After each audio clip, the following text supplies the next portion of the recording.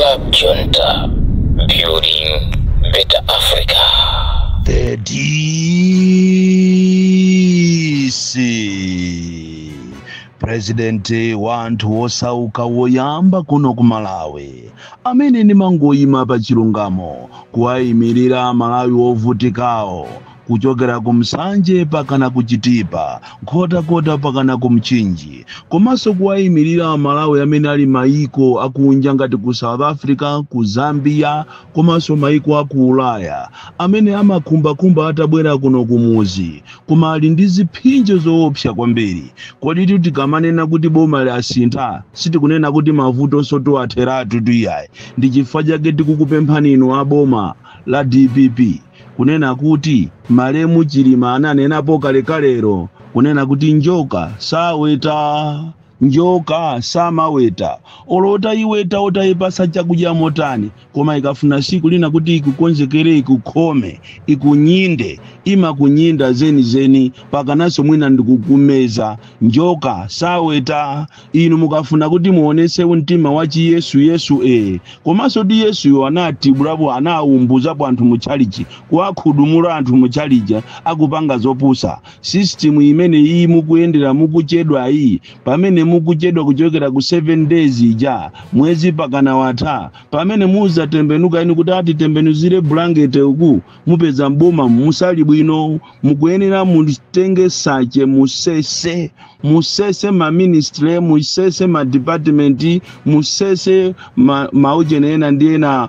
ma ministries ena ndiena ma department ena ndiena chifukwa ngati simupanga zimenezo including ma parastatals ngati simupanga zimenezo zikuvutani kwambiri maka uku ku Eskom kubwana komanso uku ku Adimakiko komanso ma city councils ndi ma councils muli uve woopsa ndipo system yawo ya boma lija ili tight ngati imene zisimuziyang'ana kumene kukuntunda ku Capitol Hill ko zikuvutani kwambiri. Lero ndi nkhani zochuluka zimene Amalawi andituma kuti zipite ku boma ndipo izi ningozipitisa monga mmene iwo Amalawi wadandaulira koma tisanapite kumeneko tati tiyamikire boma la DPP. Maka nkhani yokhuzana ndi fetereza amene yanena kuti fetereza sopano kwa anthu osauka ndi 10,000 thumba la 50 kg komanso programu ija yogawa chimanga kwa anthu osauka. Anthu ambiri ayimba mafoni kufusa kwa president wawo kuti kobidi zimenezi ndizoona ndi kuti thumba la 50 kg la fetereza ndi 10,000 komanso kuli kuyambika programu yogawa chimanga kwa anthu osauka. Ndiye ine ngati president wani ndikukuza nikuti ndizoona. Vuto ndilonena kuti anthu amene amalembedwa amakhala amozi omwewo alandire mtukula pakhomo, omwewo alandire chimanga, omwewo alandire fetereza. Anthu ena amene swali wovutika kumuziko safikiridwa. Vuto ndilonena kuti kuli chinyengo chachikulu kuchokera ku VDC komanso ADC komanso mafumu onse pa malevo onse kuchokera pa village group pakana kukafika kwa TA. Ndondomeko imene inu aboma ya fetereza iyi komanso ya chimanga iyi mukuyenera muyang'ane bwino chifukwa anthu amene anasalidwa chaka chatha ndi zaka zapita mbuyomu kuti amene wande a DPP atini makadeti siyawo sanalembedwe amene onse chaka chino sanalembedwe. Ndakuuza nikaleza system yawo anthu amene ajawo amene ankalandira kalewo ndi amene swakulembedwa pakali pano andi mukuyenera kuti mukumene kumuyang'aneko kopsa kuli chinyengo chifukwa anthu amene amalembedwa amakhala nthawi zina azibale yawo azukulu wawo komanso ngati si choncho amakhala zibwenzi zawo kapena iyayi anthu amene wagwirizana kuti akalandira matumbawo agawana kapena ayi ndiye kuti agulisana. Iyi ndi system imene ili mmizimu mwina inu aboma simukuziwa. Mmizimu mmakhoza kukhala ndi maprogramu abwino ochita target anthu osauka, the very vulnerable people.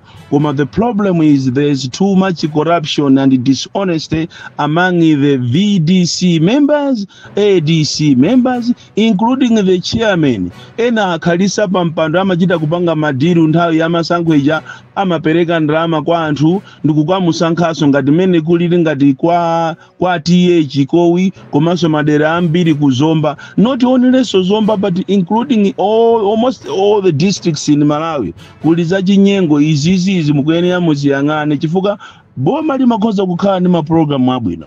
Ma initiative yabwino monga mene wapangira Peter Mutharika kamu mene amalankhula kuje ni kuja ku parliament, zinthu zogwira mtima, zinthu zosangalasa, ndithu budget yokhala ndi welfare ya anthu zosangalasa kwambiri. Koma vuto limavuta kuno ku Malawi ndi implementation ndi corruption. So if you can't implement it well, komanso if you can't look into the issues of corruption, we must forget komano dziwani kunena kuti kuli anthu ambiri, those that live below the poverty line. Pakufunikira kuti boma mukhale ndi ma policies yabwino, mukhale ndi ndondomeko yabwino yogawira fetereza. And inene maona ngati pamene tikuchita appreciate zogawagawazi, inde zogawagawa ndi zabwino, koma nthawi zina zimapangisa anthu kuti azikhala aulesi fetereza. Nthawi zina bwenzi mano mukumangomusisa kuti alisi azikangomugula kusiyana ndi zongolandira ziso, chifukwa anthu amakazolowera zolandira amakhala aulesi. Alipo ena mizimu ndi wovutikisisa kopsa, yes they deserve it,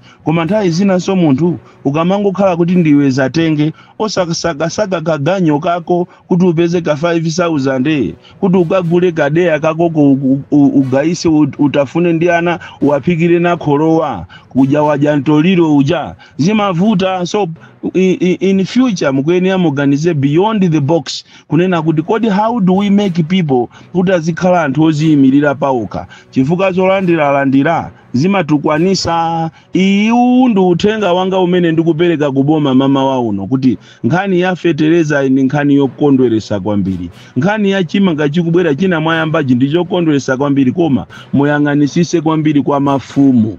Mafumu mulikatangale kopsa, muyang'anisise kwa makomiti VDC ADC.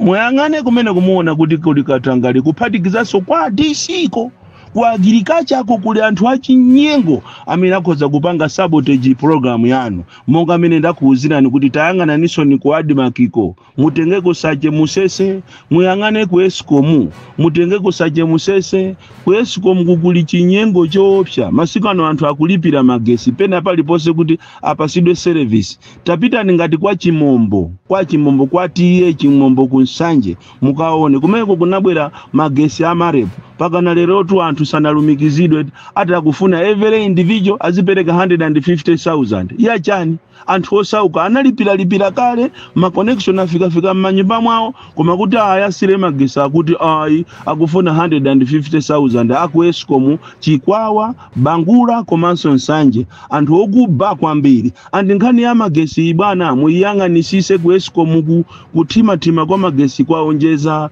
Kodi anthu ngati akujitipa amadalira ena zocherera, anthu akusalima amadalira zocherera, anthu akubalaka kumwanza kuphalombe apanga bwanji. Muyang'anisise nkhani imene ya ku Eskom ya magesi mudabwe inu nokha kuti kodi magesi wakuzima chifukwa chani. Ziwani kuti mu system mwalo wa virus idakalimomo ngakhale mukumwa mankhwala ma ARV, koma mu system ya magazi ya Eskom muli ma virus ambiri mukuyenera musukemo. Ngati simusukamo monga mene mukuyenera kusuka ku Admark kapena ku councils mukuyenera muyiwale. Nkhani yachiwiri imene tikuyibweresa mama uno ndiyo pita ku Ministry of Health, kumene makamaka tikuchita target chipatala cha kunchisi, kumene manesi madokotala akuzunzika koopsa ndi akulu akuchipatala chimenechi.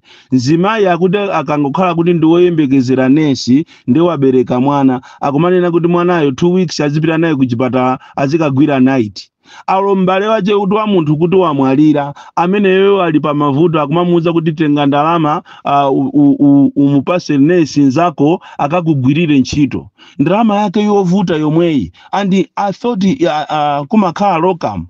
Nkhani ya locum ndi chani? Masande kuti machita mapasa anthu ma shift kuti ukagwire kapena enu aku administration mayenera mupeze anthu kumene mukamusiye pamene pali bepo nzawo, koma kunchisi anthu akuzunzika kwambiri. Ilitu ndi mavuto amene ali kunchisi kupatula amazi, chifukwa kunchisiso kupatula ku nkhani imene ya kuchipatala kuliso vuto la mazi, ndipo ma authorities kumeneko ali ndi azinzawo amene akumapangisa kuti mazi aja ngakhale kuti akakoza intake kumene kunabwera ndalama zokuti akonzere madzi aja sakubwera bekoma akuwauza anzawo kumapasa mankhwala ndikumathira muzisime mwawo ndikumagulisa madzi. Iyi ni nkhani ina yokuti muyang'ane kwambiri ino aboma, nkhani imene iyi nkhani ya kunchisi, nkhani ya madzi kuli mavuto owopsa.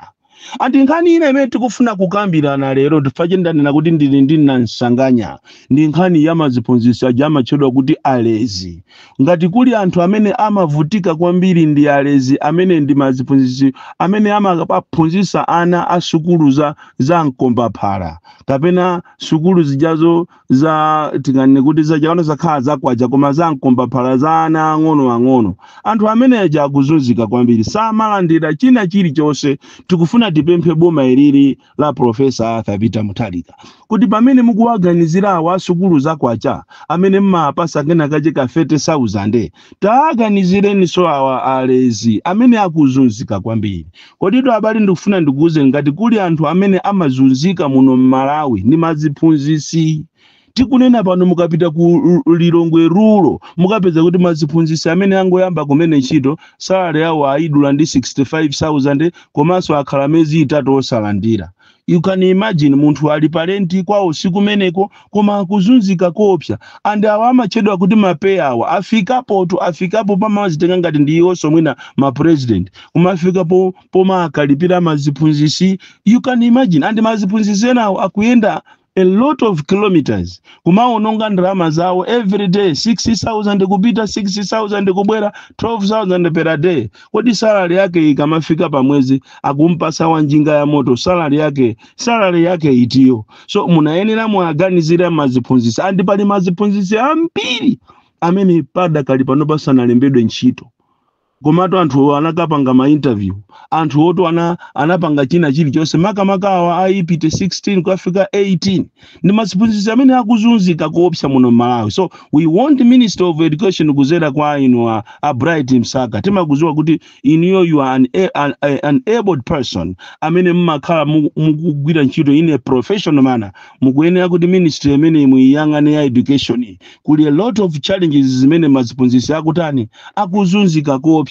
Ena tikunena pano ogwira ntchito ngati kudowa kunchisi maziphunzitsi akumene kukumponera akuthamangisidwa kuti akakhala kuti ndi akumwera kapena kumpoto akuthamangisidwa kunena kuti muzipita mmakwanu chifukwa munamuvotera Mutharika simunamvotere Chakwera.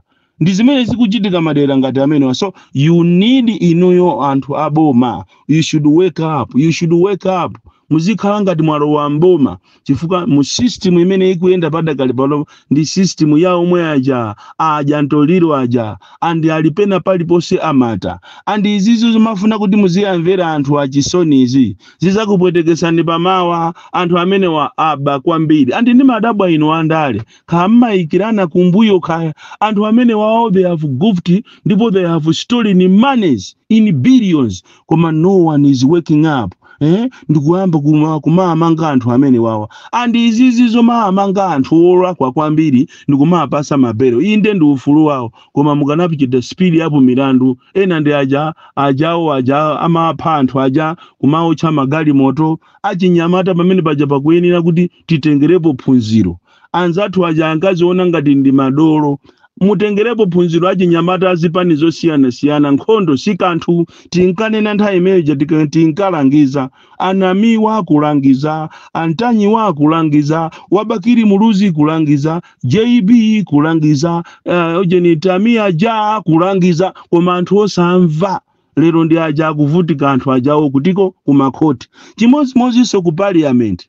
Tikuyenera tiphunzire zija zachitika zija kunena kuti kumutenga Samia Sulemani kumutenga uje Victor Musowa Esther Jolo Balandi kukhala masipika komanso ziko ndikusintha a opposition aja ndikupita ku government side aja anali ku government side aja ndikupita ku opposition ndikumaona omwe aja ankaima parliament ndikumapanga makani. Lero akumutchula speaker uja Samuel uja kuti Mr. Speaker sir point of order asumie ndikunena kuti yes Dowa East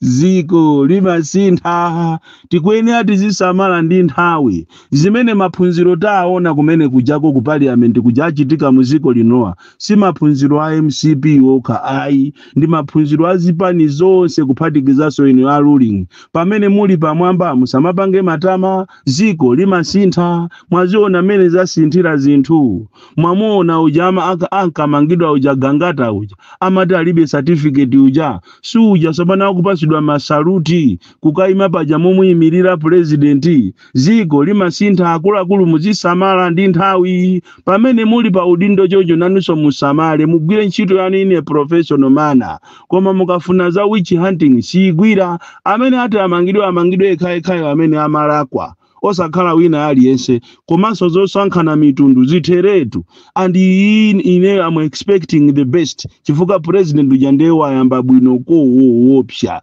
president wayamba bwino mokoma monona bwino kwambiri ndikumva kukoma kwambiri ngakhale kwina ndi kwina kukusalira chifukwa ine imene ndikufuna ndiione itachitika komanso amalawi ambiri amene akufuna kuti ayione ndi achilima ijatu chilima tikufuna tiziwe kuti mwana uja anaenda bwanji anthu nanga ena aja anaenda bwanji lisakhale ziko linolongopha anthu popanda kafukufuku opanda kufufuza kuti kodi zawitika zinaenda bwanji nanga zanzathu ujayo waku ACB zinaenda bwanji zimene zonse zija zonse zimene zachitika tiziziwe osakhala kumangopha anthu chisawawaya uchisiru weni kuno ku Malawi uchisiru umene umapangika so ino a DPP zukani pamene mukugonapo muyang'ane komanso pamene mukukambirana ndi ziko la Tanzania zokhuzana ndi mafuta muziwe kuti kuli amalawi ambiri over 50 ali paujena pakalonga ku Tanzania pa boda kukasumuruko kumene akuzunzika kopsa ndipo amewa kumenya anthu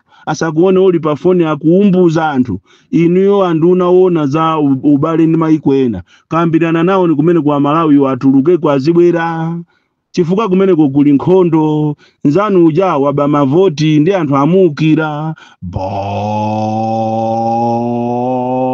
kalino tadisi mwana woopsa kwambiri the most deadly and dangerous child from Njeza village TA Mabuka box 76 Mulanje Malawi Southern Africa. Tsatsani malonda anu pa machanelo awa Makosana with 100 plus subscribers, BS Malawi with 100 plus subscribers, Hot 265 with 90,000 plus subscribers, Sam Mavita with 100 plus subscribers, AMTV Malawi with 50k plus subscribers, Malawi Trends TV with 50k plus subscribers, Dreams Media with 20k plus subscribers, Mpongwe Pongwe with 80k plus subscribers, Crab Junta with 40k subscribers.